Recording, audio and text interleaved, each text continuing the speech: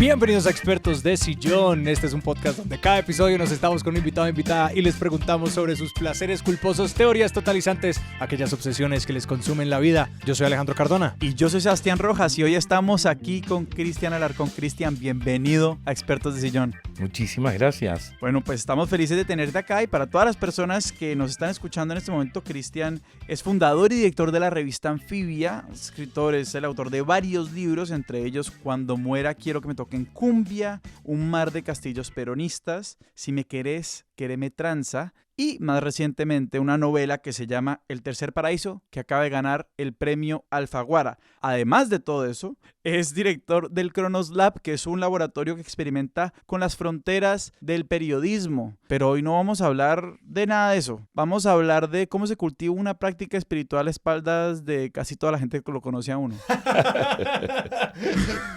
Sobre todo para una persona tan chismosa como yo, como sostener un secreto y decidir revelarlo un día en Bogotá. Pues aquí vamos con la primicia, que rara vez tenemos primicias en Expertos de Sillón. Exacto. Y con esta primicia, pero aquí esta es un poco la historia de un punto de inflexión, o sea, de cómo llegar a ese punto de quiebre. Entonces, pues empezá contándonos un poquito esa historia. Bueno, esto fue hace yo creo que más o menos unos 15 años. Yo ya había logrado con mucho esfuerzo convertirme en un citadino, en un ser urbano y suburbano. Había dejado atrás mi pueblo en Chile, mi pueblo en la Patagonia Argentina, la ciudad universitaria donde había hecho mi carrera y estaba ya instalado en Buenos Aires. Había venido a crear un festival de intercambio cultural con Medellín y me había enamorado de un paisa muy hermoso, un diseñador de moda que estaba muy de moda en ese momento. Y que además era tan mundano como yo, lo conocí en una fiesta electrónica, en una noche de tormenta eléctrica, en un edificio abandonado del centro de Medellín, y cuando estábamos en el fragor del primer beso llegaron los militares con perros a reventar la fiesta y tuvimos que irnos, pero me mandaron a buscar, él volvió y nunca nos volvimos a separar durante los siguientes 12 años, ¿no? Fue quizás uno de mis grandes amores, ya hace muchos años que no estoy con él, pero es importante este personaje porque luego nos fuimos a vivir, vino él a vivir a Buenos Aires conmigo. Yo estuve a punto de venir a vivir a Bogotá. Yo estaba dispuesto a venir a vivir a Bogotá, pero... ¿A Bogotá por un paisa? A Bogotá por un paisa. Era una operación compleja, una operación contradictoria. Me acuerdo que caminábamos él vivía aquí muy cerca, en Chapinero, en la séptima con la 57 en un piso 17. Yo sentía literal que tocaba el cielo con las manos. Las nubes tan cercanas, esta luz cuando sale finalmente el sol en la ciudad, ¿no? Lo podemos considerar... Estoy seguro que la gente que escribe esos eslóganes de Bogotá más cerca de las estrellas está feliz. De que rindió, claro. Esto era literalidad pura, no había metáfora en esta experiencia. En el enamoramiento feroz que me dio por este sujeto, casi que me vengo a vivir, pero vos sabés que era muy difícil en esa época, ¿no? Yo me acuerdo caminando con él por allí, por la séptima y tratando de darle la mano, cosa que para mí, con otros novios míos en Buenos Aires era normal, y él diciéndome, no me toques, que aquí te matan, y era literal, ¿no? Sí. Realmente no se podía ver una pareja de chicos de la mano hace 15 años por el centro de la ciudad o por Chapinero. Chapinero ya era un poco chapigay igual, ¿eh? Sí. Ojo, ya era un poco chapigay. Bastante chapigay. Teatrón no tenía capacidad para 30.000 personas, no sé para cuántos, pero existía. Existía. Bueno, y entonces vino a vivir a Buenos Aires. Él era tan mundano como yo, nos conocimos en una fiesta electrónica, nos jodamos, o sea, a 6 de la mañana, ¿no? Así que tenía una caja de juguetes preciosos que me ofrecía para que yo me divirtiera y pudiera hacer exploraciones lisérgicas de todo tipo. Pero cuando vino a Buenos Aires, su costado espiritual comenzó a crecer, comenzó a ser cada vez más practicante de yoga, ¿no? Y comenzó además a fascinarse por la acupuntura, por la medicina tradicional china. Y yo empecé a quedar a la derecha o a la izquierda, no sé, pero empecé a quedar descentrado, es decir, el drogadicto era yo. Pero, ¿cómo fue este encuentro? Porque claro, entonces él se va para Argentina, se va para Buenos Aires y empieza con estas otras exploraciones. Sí. Entonces, ¿qué pasa? Yo no sabía cómo satisfacer esta transformación que mi amado estaba teniendo cuando yo seguía siendo el mismo inmundo, ¿no? De la noche porteña. Además, porque claro, está ese amor de amamos lo que somos juntos. Exacto. Pero viste que el cambio de libreto es algo habitual en las parejas, ¿no? Claro. O sea, hay un cambio de libreto en lo inmediato después del compromiso. compromiso. Esto cambio de libreto a mí me sometía a una cierta tensión. Y lo que ocurrió vino a resolverla de algún modo. Me gano una beca, la beca Vina, y voy junto a otros periodistas de América Latina, una beca muy generosa, que nos daba, me acuerdo en ese momento, no sé, miles de dólares para investigar un tema. Yo investigaba para mi segundo libro, para Si me querés, quereme tranza. Y se hizo un encuentro con todos los ganadores en la ciudad de San Pablo. Yo me desbundé los 3 días de la beca, fui a lo que pude, a lo que no pude no fui, y el último día había una mesa donde los 50 ganadores de la beca teníamos que decir algunas palabras que cerraran el ciclo de aprendizaje que habíamos iniciado y para que nos entregaran los fondos. Yo la noche anterior me había ido con otros y los había incitado a vivir lo más profundo de la noche paulista y me senté en la silla que decía Cristian Alarcón vacía a las 11 de la mañana en punto. Habían empezado a las 7:30. Dios. Con lo cual habían hablado todos y todos habían agradecido. Me siento y no sé qué decir porque ya todos agradecieron y no escuché a nadie. Y algo me dice que tengo que agradecer que realmente fue un encuentro delicioso porque a diferencia de otros encuentros de periodistas, en ese habían remitido los egos. Y yo no había visto escenas de competencia egoica. No había visto super yo danzando, no había visto el codazo, no había visto la zancadilla y había una cierta comunión entre quienes participábamos de los debates. Y dije que quizás tenía que ver con que sabía que la fundación que nos daba la beca tenía una especie de cuidado especial por los líderes a los que financiaba, a quienes los invitaba a hacer experiencias espirituales. Y que consideraba que allí había algún tipo de señal que quería agradecer y que agradecía la buena energía que había habido. Gracias a ese agradecimiento, cuando todo terminó y la gente comenzó a despedirse, la fotógrafa del equipo, una mujer maravillosa que después se convirtió en alguien muy importante en mi vida, Mila, se acercó y me dijo: Cristian, você sabe que a próxima semana no Buenos Aires vai tener un joven iluminado de la India. Você tem que conocer ele. Y yo dije, joven iluminado de la India. Perfecto, porque con esto cierro cualquier distancia con mi novio holístico. Sí. Claro. Entonces dije, qué interesante. Entonces volví a Buenos Aires y entonces le dije a él: mi amor, estamos invitados a una ceremonia con un joven iluminado de la India. Sin creer en absoluto que el joven estuviese iluminado, que me podría pasar algo de orden inmaterial, en fin. Y fuimos. Había que ir vestidos de blanco. Esto era al mediodía, a las 2 de la tarde, en el barrio de Palermo, en un lugar donde hay una tanguería famosa que muchos de ustedes deben haber ido si fueron a Buenos Aires, en el Club Armenio. Había como 200 personas vestidas de blanco y de lino. Nos había que ir en ayunas, lo cual para mí era terrible porque a mí me encanta almorzar los domingos asado en general. O sea que yo... ¿Y a qué horas estaban citados? A las 2. Y cuando llegamos había demora. De manera que tuvimos que salir a dar una vuelta y tomar unos jugos por ahí. Yo no podía comer, yo ya me estaba poniendo de mal humor. Pero bueno, finalmente como a las 3 de la tarde la ceremonia comenzó. Éramos 200 sentados en sillas frente a un pequeño altar. Comenzamos con una meditación, se cantaba un mantra que yo en ese momento no sabía, el Mula Mantra, que es un mantra en sánscrito que nombra a la divinidad en todas sus formas y que luego me aprendí y que ahora canto cuando necesito cantarlo. Y de pronto las puertas del fondo del salón se abrieron y con una música celestial ingresó un joven iluminado de la India, que verdaderamente estaba iluminado. Y yo nunca había sentido la potencia de una fuerza totalmente sobrenatural que se impuso en la sala y que me hizo llorar. De inmediato. De inmediato. Y lo vi caminar, hermoso, además era bellísimo, era de una belleza hegemónica extraordinaria. Parecía un joven iluminado de la India de Hollywood. Ajá. Eso es por lo general son embaucadores. Y se sentó, volvimos a meditar y comenzó a hablar. Y lo escuché durante 1 hora y media como si por primera vez hubiese escuchado a alguien hablarme de algo profundo. Al cabo de esa conferencia nos habían dicho que íbamos a recibir Diksha y que la Diksha era una transmisión de energía con las manos y que en el momento de la transmisión de esa energía lo que iba a ocurrir es que íbamos a conectarnos a algo que los maestros en la India llaman el todo universal, porque parece ser que vivimos desconectados del todo universal y que ese es uno de nuestros problemas.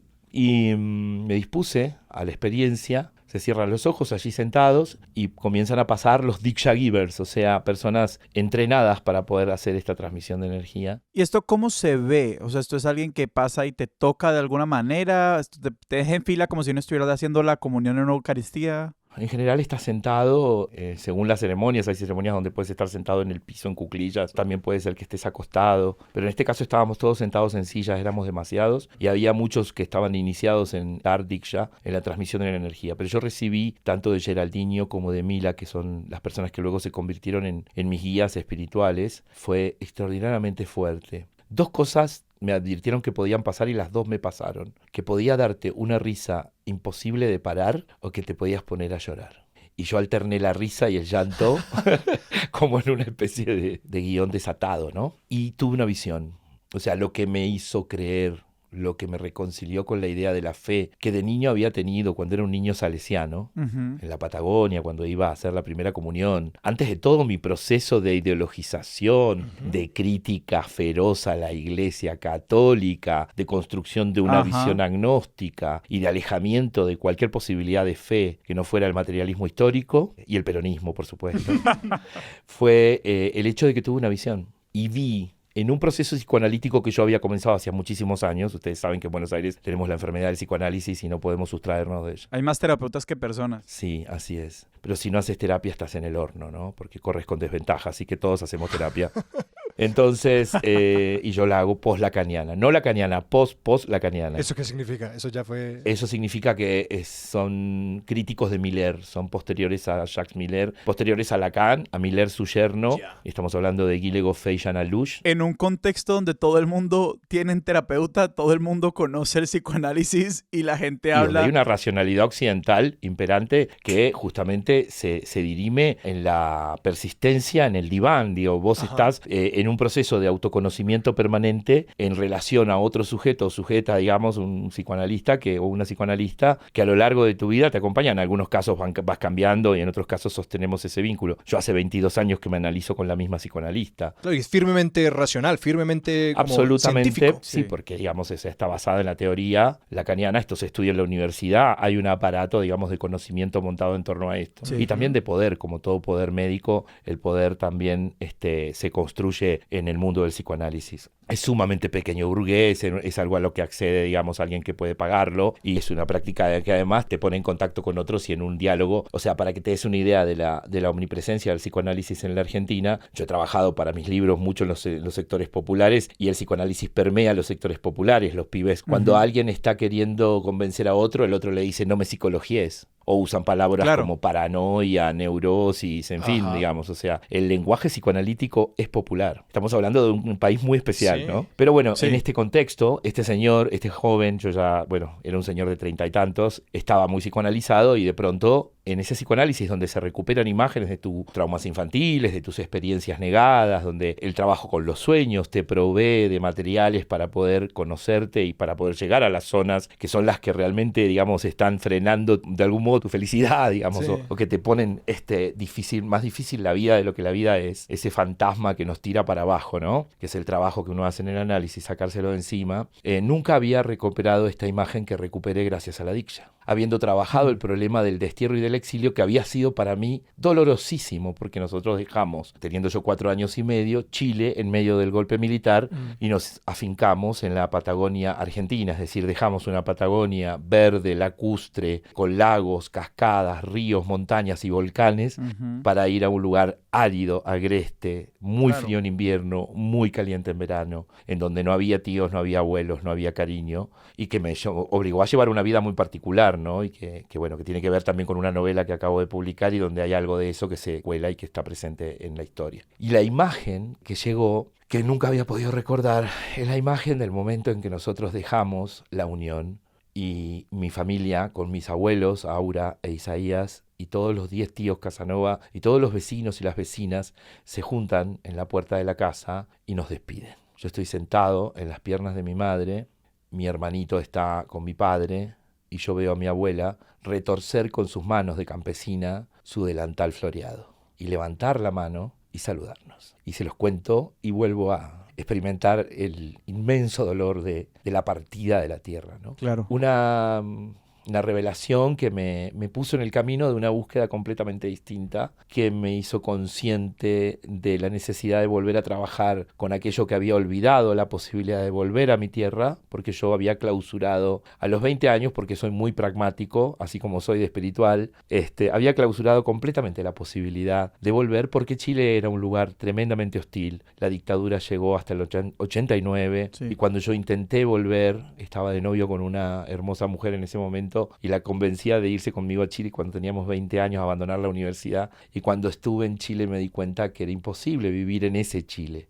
Un Chile de un nivel de autoritarismo peor que el de Bogotá de hace 16 años, ¿no?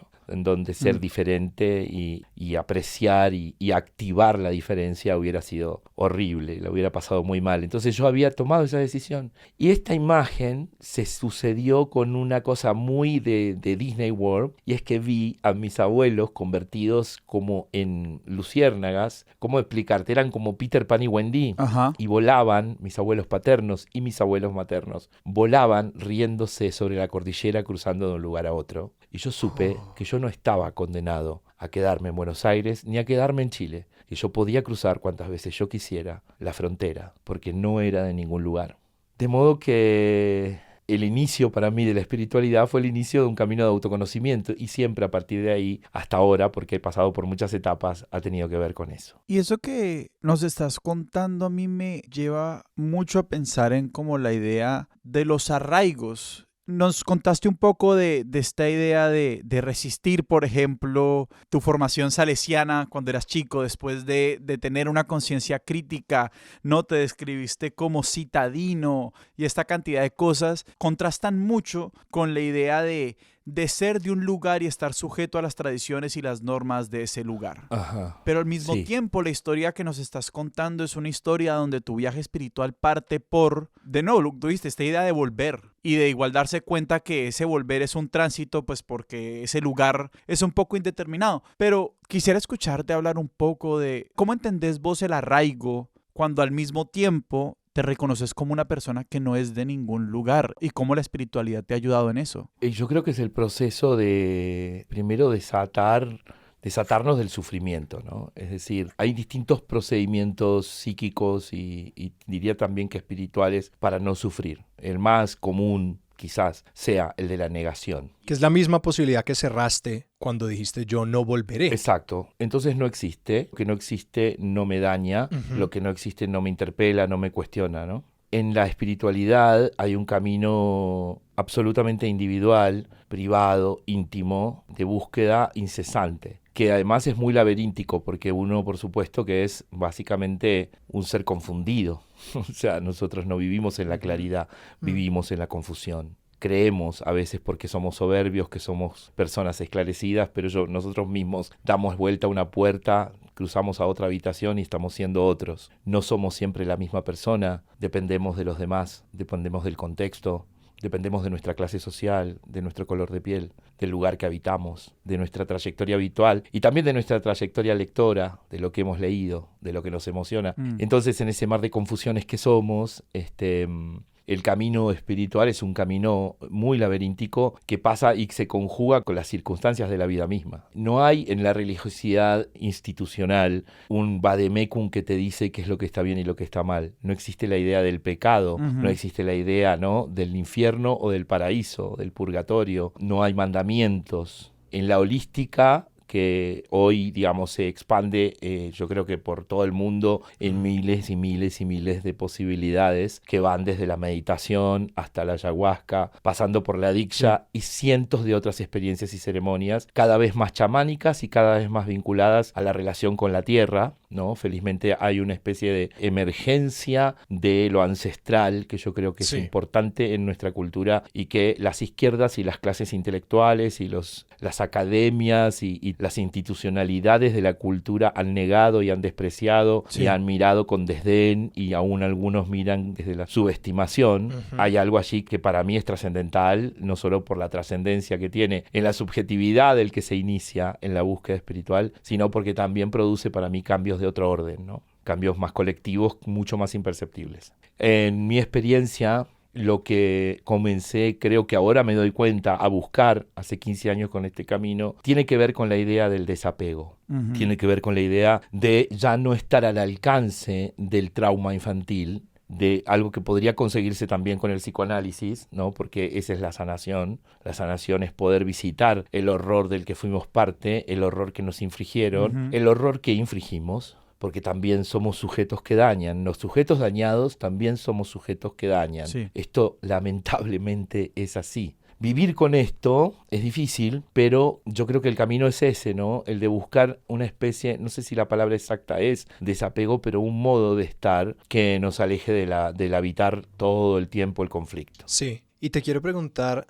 algo que de una me resalta muchísimo es casi que el gran atajo que fue este encuentro, en cierto sentido, porque siento que esa experiencia que describes al conocer a este joven iluminado de la India es algo que muchas personas pueden buscar por meses o años dentro de su práctica espiritual y eventualmente o no encontrarlo. Este momento De de... forma súper intencional. Exacto, Ah, de, sí. de llorar y reír al mismo tiempo y desbloquear esta memoria. Y mi pregunta es, ¿cómo se empieza a construir una práctica que ahora va a ser metódica, rigurosa y en muchos momentos insatisfactoria y retadora después de un momento de inicio tan, en cierto modo, gratificante y que de inmediato demuestra las posibilidades de la práctica? Eso me hace acordar, ¿sabes qué? Algo divertido, digamos. Yo soy un gran predicador. Ustedes saben que yo hablo de periodismo, de innovación periodística, de la relación de la literatura con el periodismo, de performance. Y a donde yo voy estoy dando siempre una plática, digamos. Soy como una especie de sermonero, ¿me entendés? Como de cura de pueblo, Ajá, como sí, de sí. pastor evangélico que te vende pócimas mágicas, ¿entendés? O sea, a mí me encanta Sí. vender cosas. Solo te falta caminar con la campana por ahí. No, me encantaría. Yo hubiera sido feliz siendo sacerdote. Yo fui un monaguillo muy feliz. Ah, tenés un título. Yo fui mentira, nunca fui monaguillo. Pero queda mal, hubiera sido un monaguillo muy feliz. O sea, fui un monaguillo muy feliz. En mi fantasía yo era el mejor monaguillo, ¿no? Pero es decir, esta cosa de lo ceremonial a mí siempre me resultó maravilloso. ¿Por qué? Porque provengo de clanes campesinos proletarios ceremoniales, ¿no? Van a encontrar en mi Ajá. novela nueva, no sé, una ceremonia que dura 3 días, que es una fiesta de San Juan, que en realidad sincretiza el Año Nuevo Mapuche. Se mataban animales para que comieran 150 personas que venían de distintos pueblos y de los puntos más lejanos del campo a celebrar que había un señor que cumplía 102 años, ¿no? Que era mi abuelo. Lo ceremonial tiene mucho que ver con la posibilidad de la creencia. Por eso, digamos, también no es fácil construir una búsqueda espiritual, porque esa búsqueda está basada en las posibilidades que nos da lo recorrido, ¿no? Sí. Lo aprendido y lo desaprendido. Sí. Entonces, ¿qué hice yo apenas me vi afectado por la Diksha? Primero me inicié como Diksha Giver, es decir, hice un retiro espiritual de 3 días con Geraldinho y otros maestros iniciados en la India, en Buenos Aires, y transité una cantidad de pasos muy fuertes para poder tener la habilidad para transmitir la energía con mis propias manos. Y comencé a convocar a mis amigos más cercanos, a algunos de mis alumnos de los talleres de literatura y crónica que daba, a mis afectos, para ofrecerles la Diksha. Mi compañero, el paisa, que allá a esta altura creía que yo me estaba transformando también en un ser etéreo como él, y esto no era así, porque digamos, por más espiritual que seas, tu carácter es tu carácter y tus placeres son tus placeres, Ajá. ¿no? Sí. No se contradicen, de verdad. Pero bueno, él debe haber creído en ese momento que yo estaba tomando ese camino exclusivo, esa vía ancha hacia la vida espiritual. También me acompañó, también se inició. Y después empezaron a iniciarse mis amigos y llegamos a ser varios los que estábamos en condiciones de dar Diksha. Y nos reuníamos una vez por semana, una vez cada 15 días, en alguna casa. Y entonces llevábamos comidas sanas y algunos hacían música. Y esto eran como unos encuentros espirituales maravillosos. Lo gracioso de todo esto es que hay un personaje siniestro de la cultura argentina, que es un tipo que es como crítico de arte, vive afuera del país y lo que hace es hacer bullying a personajes de la cultura argentina desde Londres. Ajá. Y por algún motivo se la agarró conmigo y hubo alguien que estuvo presente en una de las ceremonias que escribió un texto muy capcioso en donde decían que yo era algo que en la Argentina se llama un manochanta. El manochanta cultural. Chanta en Argentina es alguien como trucho, como decirlo. Todavía sigo perdido con trucho. O sea, explicar cómo un argentinismo con otro Sí, argentinismo no chantatrucho. y funciona. también es que no- fundamentalmente argentino. Alguien que no es serio, alguien que, por ejemplo, un médico que no tiene título. ¿Cómo sería acá? Ya. No, pues un Un embaucador. médico falso, un Sí, embaucador, claro, como un gurú embaucador, como un falso gurú. Entonces, nosotros en broma nos nombrábamos entre nosotros, no sé, yo le decía a un amigo, yo era budita, el otro era diosita, el otro era no sé qué. Y entonces, este relato fue publicado en ese blog con una foto mía, ¿no? Fui acusado, No. pero ahí tenés, este es el sesgo, ¿no? Esta es la mirada, digamos. O sea, debería ser vergonzante una práctica espiritual, en este caso oriental. Y muy privada, además. Como estaban haciendo esto con tus amigos, con personas Exacto. allegadas. Pero ¿qué tiene de vergonzante? O sea, ponételo a pensar. ¿Qué tiene de vergonzante? O sea, hacer yoga está bien y recibir energía no entiendo. Ajá. Pero bueno, esto es como un dato, digamos, que te habla de cómo funciona nuestro sistema cultural, de cuáles son los valores que se depositan sobre nuestras prácticas y de cómo te tiene que chupar todo soberanamente un huevo y tenés que hacer exactamente lo que vos querés hacer, ¿no? Porque imagínate que a quién le voy a tener que explicar yo qué tipo de experiencia mística practico con lo maravilloso que es. Y ahí precisamente como igual me surge la pregunta, comenzamos este episodio diciendo uno cómo cultiva una práctica y un camino espiritual de espaldas a la gran mayoría de gente que lo conoce a uno. Y precisamente porque en el periodismo y en muchas esferas culturales como pues se reniega mucho de la espiritualidad, ¿cómo ha sido como mantener todo este proceso, digamos, oculto de tanta gente, cuando me imagino que igual te está llenando de una cantidad de revelaciones y una cantidad de cosas que en algún momento querrías compartir con otras personas, pues? A medida que pasaron los años, la experiencia de la Diksha fue siendo menos intensa, a pesar de que mi gurú, Geraldinho, pasó a llamarse Bhaskar. Bhaskar es un... Es un nombre en sánscrito. Ok. Mila pasó a llamarse Niranjana, fueron rebautizados en la India por Ama y Bhagavan, que son los dos seres cósmicos que lideran la Oneness University, que es la gran organización que existe en el sur de la India, en Chennai, que tiene una ciudad a la que me encantaría ir, que se llama Ciudad Dorada, en donde se hacen retiros muy largos de profundización en las técnicas de esta energía. Pasan los años y Bhaskar deja completamente el periodismo. Él fue uno de los periodistas más prestigiosos de Brasil, después fue uno de los fundadores de ANDI, la agencia de noticias de la infancia, luego fue maestro de la Fundación García Márquez y finalmente fue uno de los directores de Avina. Estamos hablando de un sujeto de una inteligencia extraordinaria, capaz de crear proyectos que beneficiaron a cientos de comunidades en toda América Latina, ¿no? No estamos hablando solamente de un iniciado que hizo un camino espiritual. Él fue discípulo de Osho en su primera juventud. Digamos, su camino espiritual tiene muchísimos años. Y al cabo de los años, Bhagavan, en una ceremonia, lo designa como un ser iluminado. Y es un ser iluminado. Vive en otra frecuencia. Vive fuera de la ciudad a 4 horas de Brasilia, en una ciudad que se llama Alto Paraíso, en medio de la chapada brasiliense, en un lugar mágico donde hay un río increíble donde uno se puede bañar desnudo. Tiene una casa que tiene una habitación de huéspedes maravillosa a la que alguna vez he ido. Allí ahora se hacen encuentros y meditaciones. Y ese lugar, Alto Paraíso, está lleno de otros gurúes con otras trayectorias y con otras creencias, porque es un lugar de estos que tienen una carga energética porque está sobre una, no sé qué tipo de mineral, ahora no sé si es qué mineral que produce esta vibración, por lo cual eligen ese lugar. Y a pesar de que, digamos, él hace ese camino, en Buenos Aires yo me empiezo a desvincular, también empiezo a viajar mucho, y me termino separando de aquel novio que hace su propio camino y se convierte finalmente en acupunturista, deja completamente la moda y hoy es un médico que se dedica a sanar personas con la energía de las agujas y cambia completamente su vida. Y yo sigo en el psicoanálisis.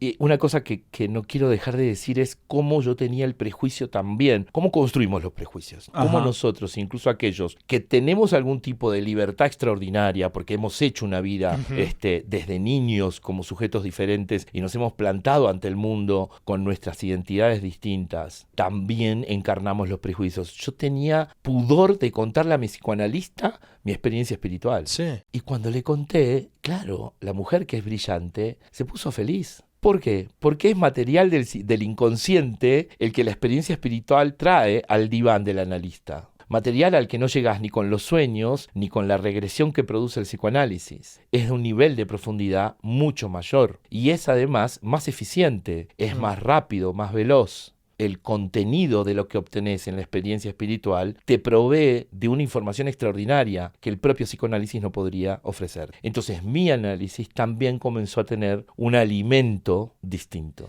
Y te quiero preguntar por cómo fue ese momento, pues en términos de tipo, ¿cómo te entendías frente a esa práctica? Porque muy pronto empezás a ir a reunirte con tus amigos, a generar una práctica, describiéndote como una persona que pues no cree en nada de esto, para quien todo esto es nuevo. ¿Hubo allí una resistencia? Esa antigua identidad que se asoma y dice como, ¿qué estás haciendo? ¿Esto qué es? O como ese escepticismo rezagado, o ese fue el cambio, como de una viste la posibilidad de eso y no hubo una resistencia. Yo soy un converso. Ajá. Yo te creo hoy, mañana no te creo, hoy te creo, mañana sí.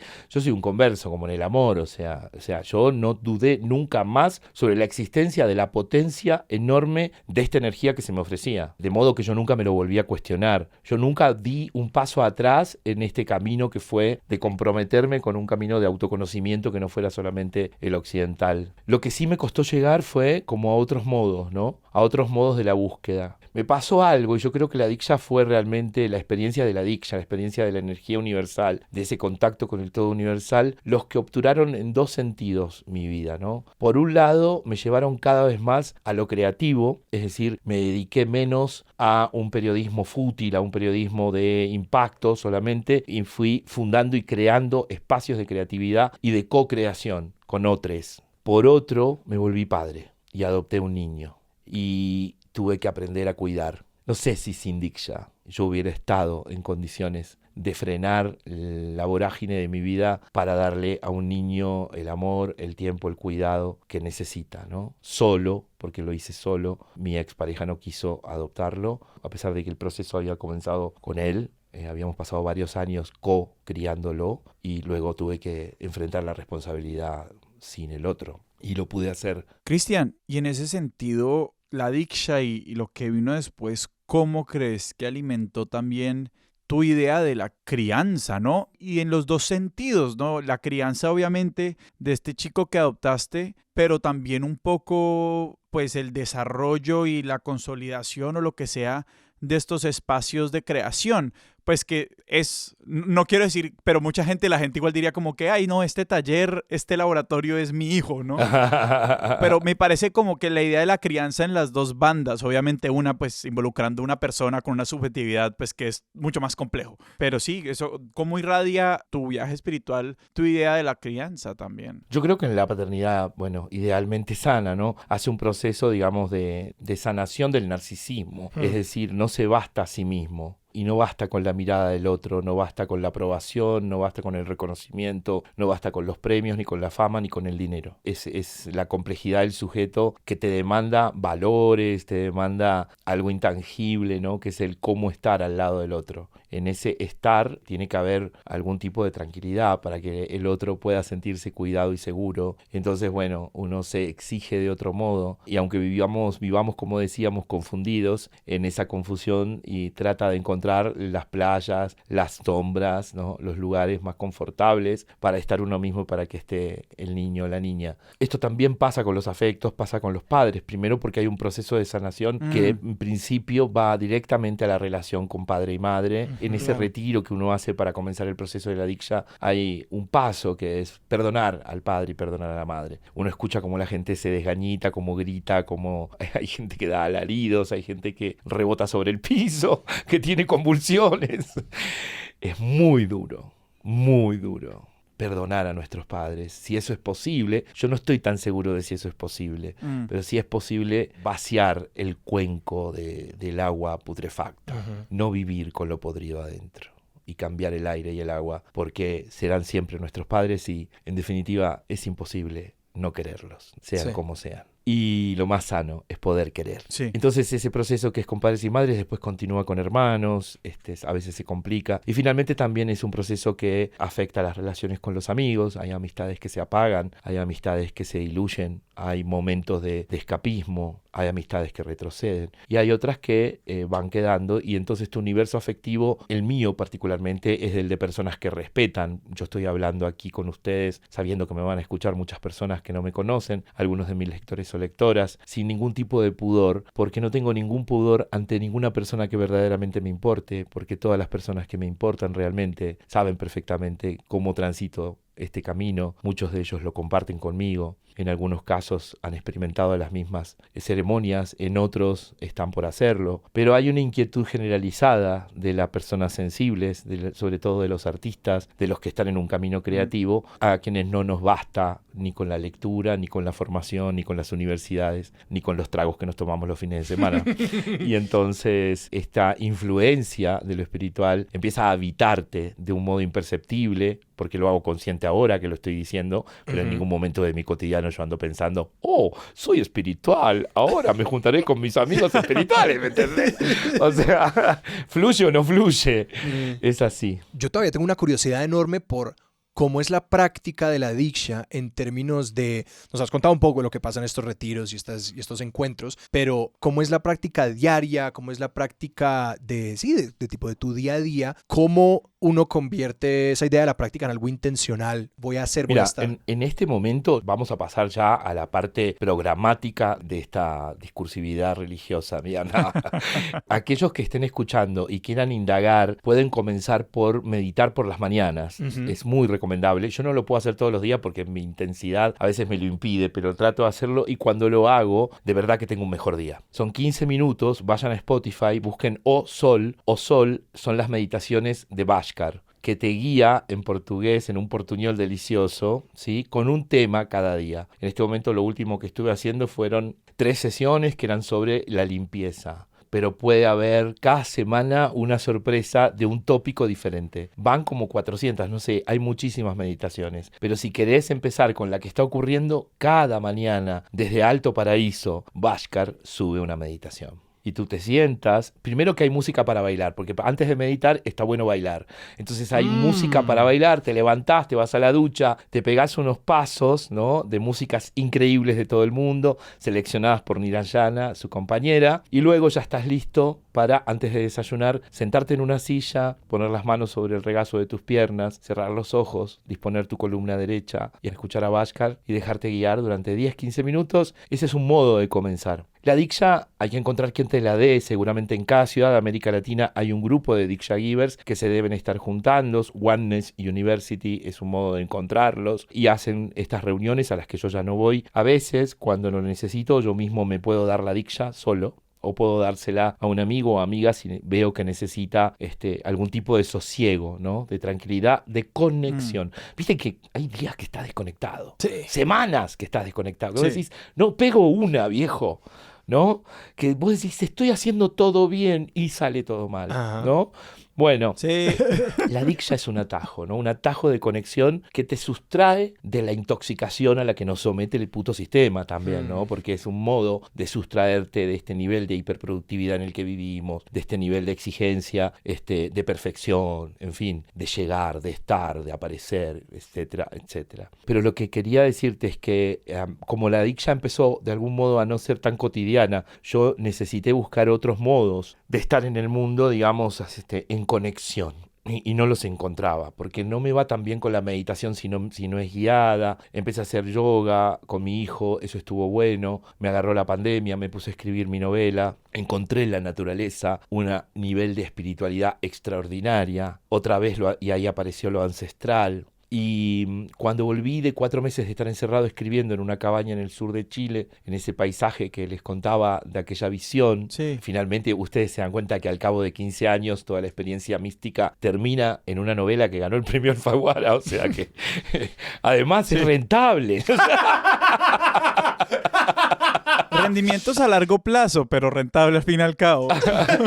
No vamos a decir que esto es gracias a la Diksha, esto es algo sumamente, digamos, contractual, pero bueno, tiene que ver con un proceso, y ese proceso me llevó a una reclusión en el sur de Chile. Y esa reclusión llegó después también por esas cosas como lo que ocurrió en ese inicio en Palermo, sin que yo lo esperase, como una indicación que asumí como un camino iluminado, como un llamado. Yo me enfermé gravemente de COVID en la segunda temporada y estuve un mes padeciendo la enfermedad, acosado por el virus. Tuve 2 episodios de ahogo, creí que me moría, tuve muchísimo miedo. Yo nunca, después de ser un niño sufrido, volví a tener miedo. Yo me blindé de todos los modos que pude y fui un atrevido toda mi vida. Investigué policías malos y los encerré por matar niños, me amenazaron y no tuve miedo. Investigué narcotraficantes y no tuve miedo. Caminé por las ciudades más oscuras, estuve desde Centroamérica hasta México en los lugares más siniestros y no tuve miedo. Cuando me volví padre empecé a tener miedo de que algo me pasara. Claro. Porque la paternidad te pone vulnerable. Investigando un caso en el extremo sur de Chile, iba a entrar a un cabaret que tenía una luz roja colgando y que sonaba con el viento patagónico y dije, ¿qué estoy haciendo? Si algo me pasa, mi hijo va a quedar solo. Y cuando vino el virus y me amenazó y me tuvo agarrado del cuello y no dejaba que el aire llegara a mis pulmones, pensé, no me puedo morir. Entonces fue muy duro ese momento de enfermedad.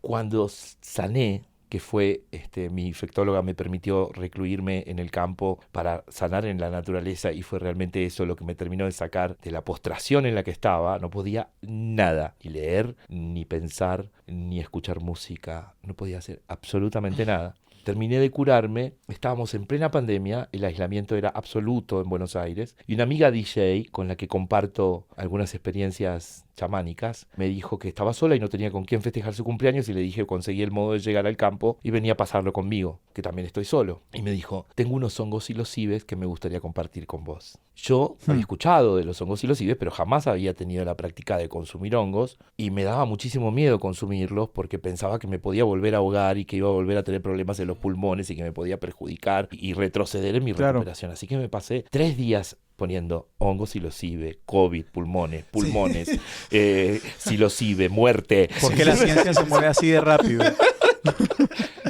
Y por supuesto, cada resultado alimentando lo que sea que buscaras. La posibilidad. Sí. La paranoia. No, claro, para bajar mi paranoia. Finalmente concluí, hablé con mi médica, me dijo que no había una contraindicación médica específica para la cuestión y nos preparamos. Hay que hacer un ayuno fuerte, el día anterior no hay que comer, hay que tener una disposición también espiritual para la experiencia. No es una experiencia psicodélica como la del LSD o la de cualquier droga que te lleve a una alteración de tus percepciones. Es un viaje de autoconocimiento también. Y el psilocibe, en este caso creo que era mexicano, tiene varias etapas. La primera etapa es una etapa de mucha tranquilidad, ¿no? Inmediatamente, después de consumir 3 gramos, que los puedes macerar en limón o en naranja, ¿no? Porque no es muy agradable. Y 3 gramos está bien, es fuerte, pero no delirante. Y hacerlo en la naturaleza, lo más verde posible. Y de día. Nunca en la ciudad y encerrados. Bien temprano a la mañana, amaneciendo y en ayunas. Y entonces viene la tranquilidad. Después de la tranquilidad viene la hilaridad. Es decir, una risa increíble. De esas risas que ustedes saben, ¿no? De esas que no paran. Y después una especie de abrazo a la naturaleza. Así de conexión absoluta con lo vegetal. De diálogo con lo vegetal. Y después de eso, una especie... Me la definieron así varias personas con las que había hablado, que lo habían consumido. Una extraña lucidez, una lucidez extraordinaria,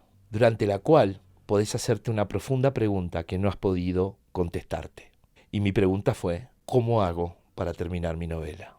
Y cuando estaba en esa situación, la respuesta apareció. Y la respuesta fue, la vas a terminar solo si te vas a escribir a Chile, a tu pueblo, del que partiste. Y cuando terminó la ceremonia, cuando terminó la experiencia y dormimos, porque después te da mucho sueño, y nos despertamos por la noche, con mucho hambre además, mi amiga me dijo, ¿y? Yo le dije, estoy absolutamente feliz, me voy a Chile. Dejando a mi hijo de 18 años en mi casa, dejando Revista Anfibia, Cronos Lab, la universidad, absolutamente todo, logré convencer al cónsul de Bariloche de que me saque de Argentina con las fronteras cerradas como evacuado y crucé prácticamente caminando porque un amigo me llevó hasta la aduana argentina y un tío me fue a buscar del otro lado en otro auto como un chileno evacuado en pleno desastre. Y allí, a lo largo de 4 meses, terminé la novela. De modo que lo espiritual no ha sido solamente ese camino que ya empezó hace tanto tiempo, sino también ahora un modo de estar mucho más lúdico, si querés, ¿no? No hago de esto una cruzada, ni mucho menos un postulo, digamos, de que aquí haya soluciones mágicas, tampoco hay magia. Pero sí soy respetuoso de las indicaciones que uno mismo busca. Por eso se habla de buscadores espirituales, de estar en una búsqueda. Cristian, y en ese sentido, ¿hay algo de toda esta búsqueda que responde un poquito a, digamos, ir a la ficción? Porque esto es una novela, ¿no? Al final del día, igual en esta historia viene una novela, no viene otro libro. Y vienen pues, más novelas. Catalogado en términos generales como una crónica o una no ficción. Yo creo que en el proceso es probable que en realidad lo que haya intervenido desde estas experiencias más espirituales, que no están nunca disociadas igual de esa experiencia de transformación que es el psicoanálisis, es este desapego en el sentido de poder dejar los formatos conocidos, poder abandonar los continentes habitados, poder deshacerte de los corsets que simulaban tu cintura, digamos, ¿no? Poder ser todo el contorno que quieras ser sin tener más miedo, digamos, a la experimentación, o sea, vivir la experiencia y la posibilidad del fracaso, ¿no? Yo vengo de 2 libros que no pude terminar, asumir ese fracaso sin sufrirlo, sin padecerlo, reconocer tus límites y en definitiva tratar de seguir buscando la punta del hilo para ver por dónde está aquello que verdaderamente vas a poder terminar. Mi pelea era contra la procrastinación. Y logré vencer con El Tercer Paraíso esa dificultad, ¿no? La de no poder terminar. No, pues es que ese terminar y esa procrastinación tantas veces es sencillamente miedo, como miedo de acabar, poner el punto final, empaquetar y mostrarse. Sí. Y después, ¿sabes qué? Una consecuencia de todo esto es la del profundo agradecimiento, es la de empezar a experimentar esto que los gurúes y los iniciados espirituales de todas las Grace, de todas las creencias, nombran de distintos modos, ¿no? El estado de gracia, ¿no? O el agradecer, el agradecimiento profundo. Un amigo muy nihilista me dice, yo no soy de los que se levanta a la mañana y agradece estar vivo. La verdad que yo tampoco, pero tengo una especial consideración por los momentos de belleza y felicidad, que no son tan habituales. En general suelen ser más escasos que los del tedio, el esfuerzo, el cansancio. Entonces volví de Chile con la novela terminada y en pos de agradecer quise buscar una meditación más profunda y pasa algo muy gracioso, digamos, con el tema del algoritmo, que no tiene nada de espiritual, y es que cuando buscas en internet algo, el algoritmo te devuelve con ofertas. Claro. Entonces yo puse meditación tantas veces que me empezaron a llegar todo tipo de ofertas de experiencias místicas, porque hay un mercado no formalizado, ¿no? Allí afuera, que van desde la astrología, que ya tiene figuras súper famosas, que son prácticamente empresas, ¿no? Sí. Hasta las meditaciones más extrañas. Y lo que me terminó llegando fue una oferta para ir a un retiro espiritual de cantos sagrados al agua en una estancia de Córdoba, una provincia de sierras, a unas 8 horas de Buenos Aires, en donde cantaban 2 mujeres que yo admiro muchísimo, que son Paloma del Cerro, la cantante argentino-mexicana, y La Charo, la cantante de Tonolec, una banda que yo admiraba de música electrónica folclórica, que la electrónica folclórica y la electrónica orgánica son músicas que me gustan mucho y que me gusta bailar además, y que escucho bastante. Y dije, wow, cantos sagrados al agua, yo que no canto absolutamente nada. Pero yo había estado toda la escritura del libro frente a un lago o al lado de un río. Y dije, a esto era lo que tengo que agradecer. Le tengo que agradecer al agua. Y venía obsesionado con el tema de la extinción planetaria, venía obsesionado con el tema del cambio climático y dije, tiene todo que ver. Y me pagué mi entrada al retiro espiritual y me tomé un colectivo. Mira, yo soy un desastre, no te tomo un transporte público hace 30 años. Y me tomé un colectivo, o sea, un micro. ¿Me entendés lo que hice? Una buseta, o sea, no me tomé un avión para ir. Me tomé un colectivo y me fui con mis nuevas amiguitas espirituales a la estancia y conviví durante una semana con 17 personas que tenían iniciaciones espirituales al lado de cuyas experiencias la mía es la nada. Es decir, allí hay un ejército de iniciados, de buscadores, que han acumulado conocimiento y hay una profusión de conocimiento impresionante. Entre ellos había 2 chamanas reales, auténticas, que habían hecho experiencias ya no con ayahuasca, sino con plantas todavía más fuertes en África, por ejemplo. O personas que viajan todos los años 2 veces a México para retirarse en el desierto y tener contacto con sus animales de poder. Ajá. La cantidad de vertientes que hay en esta espiritualidad contemporánea estallada es impresionante. Aprendí muchísimo, me pasó absolutamente de todo. Por supuesto que yo con mis prejuicios a cuesta. Había una ceremonia que era la ceremonia de los árboles y yo dije, lo último que me puede pasar es que termine abrazado a un árbol. Es como la cosa más ridícula y hippie del mundo. Eso no me va a pasar, dije yo. Y era una ceremonia que continuaba de una ceremonia de barro sagrado. abrazados, donde prácticamente desnudos terminábamos todos cubiertos de barro. Me vieras a mí cubierto de barro, Abrazado tirado a un como árbol. un chancho adentro de un arroyo divino, todo cristalino, quitándome la tierra del cuerpo junto a mis amigues nueves. Y luego buscando mi árbol. ¿Cuándo encontré mi árbol, papá? Dios mío, puse 2 manos en el árbol y estaba ya completamente viajado, pero viajado a un level que no te puedo explicar. Nada, de todo descubrí esa semana. Abrir el canal de la creencia es divertido. Sí. Esto es lo importante. Abrir el canal de la creencia, de la posibilidad de la fe, es divertido. Complejiza nuestra realidad. Le quita esa seriedad con la que todos los días nos enfrentamos a los problemas. Y ahora estoy en una etapa muy ayahuasquera, para cerrar, porque no tengo mucho más que decirles. Es mi 5ª experiencia con la planta. Empezamos hablando del tema de la diksha y terminaste mencionando temas de ayahuasca, terminaste mencionando, bueno, pues ahí haciendo como una alusión al peyote y hay otros consumos. Y porque también me interesa este tema de volver a la Patagonia chilena y la conexión con la tierra, ¿no? ¿Cómo es este viaje de abrir el canal de la creencia por la India y tenerlo ahora en América? Sí, vos sabés que tengo un pendiente y estoy acercándome porque cuando estuve en Chile empecé, digamos, a bordear la cultura mapuche y la cosmovisión mapuche. Una amiga que me dio hospedaje en la primera etapa de mi reclusión en el pueblo me llamó la semana pasada para contarme que ella tiene un grave problema, no puede quedar embarazada. Y se ha transformado eso en algo muy doloroso para ella. Y se le termina el tiempo con esta cosa del reloj biológico que es terrible, que a algunas amigas los empieza a afectar a los 40 y empieza el fantasma de no voy a poder ser madre. Y acompañó a otra persona a una ceremonia mapuche a ver una machi. Las machis son las mujeres que conservan todo el conocimiento ancestral sobre la cuestión de la salud en las comunidades. La machi Millaray. Yo ya había querido conocerla y no había podido. Una mujer muy joven que estuvo presa por luchar contra una hidroeléctrica que querían abrir en el río de su comunidad.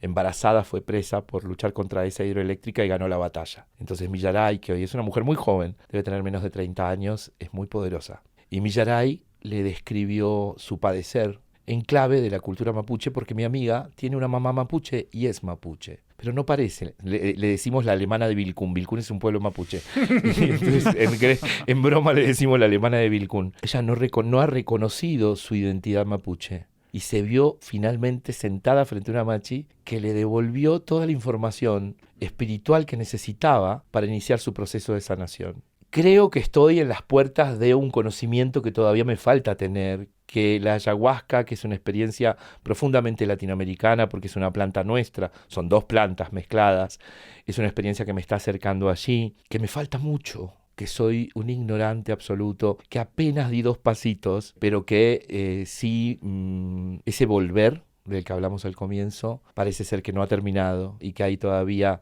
temas pendientes, escenas, seres y iluminaciones que van a llegar y seguramente van a tener cada vez que ver más con esto que somos, que somos profundamente latinoamericanos, ¿no? Y eso me agrada mucho. Empecé en la India y terminé acá. Cristian, muchísimas gracias. Cristian, muchísimas gracias. No, gracias a ustedes. Cristian, si la gente quiere encontrar tu libro, seguirte, no sé si estás en redes. ¿A Sí, dónde te pueden en redes encontrar? estoy un montón, más de lo que yo quisiera, pero se llama ese otro, esa. ¡Qué bien dicho! ¡Qué bien dicho!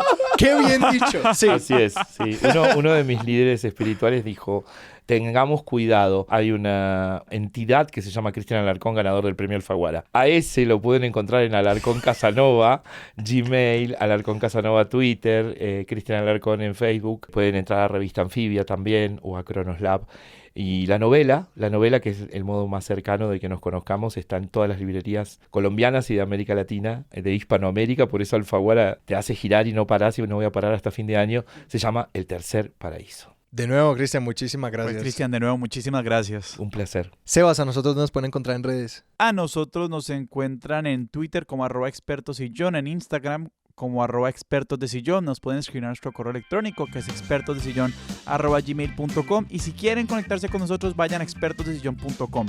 Ahí encuentran la forma de suscribirse a nuestro boletín semanal, encuentran la forma de entrar a nuestra comunidad de oyentes en Discord, en fin, expertosdesillón.com para hacerse la vida más fácil. Nuestra música es de Juan Esteban Arango, nuestro logo es de Sebastián Márquez y Expertos de Sillón es un proyecto de Sillón Studios producido por Sara Trejos con el apoyo de Paula Villán. Yo soy Alejandro Cardona. Yo soy Sebastián Rojas, esto fue Expertos de Sillón, hasta la próxima.